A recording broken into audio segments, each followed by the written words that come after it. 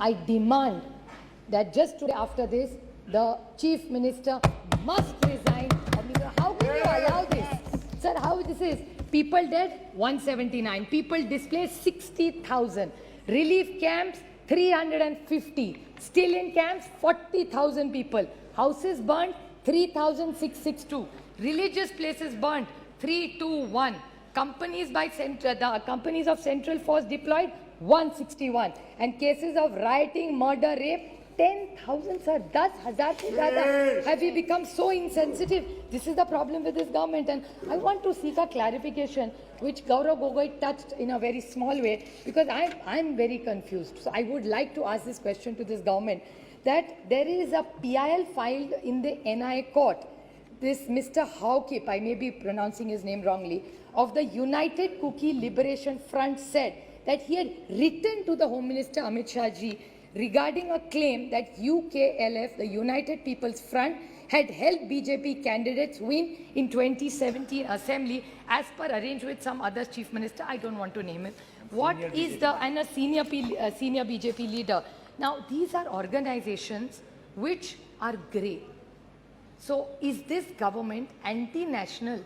Is my question. Yes. I'm asking a question. Yes. I'm not making an allegation. This is what is come in newspapers. I'm not commenting on anything that's gone wrong anywhere. I want to ask that Mizoram today are women. Doesn't matter who they are Indians first. Yes. किसी की तो बेटी है, किसी की तो बहू है, किसी की बहन है, किसी की बीवी है. Will you allow this to happen and shame the women of this country? And this is what this government stands for. How can you ask your conscience, Antar Atma se ek baar pooch lijiye, how can you support a government like this? This is not about them versus us. This is about the dignity of the woman of this nation. Uski izzat uchalo and the government is going to keep quiet. How are you going to allow? I'll make one small solution to this government. What should this government really do? हर देश में किसी की भी, महाराष्ट्र में भी हो भी किसी, राजस्थान की हो, किसी की भी हो, वो किसी की भी बेटी है. Two wrongs don't make a right.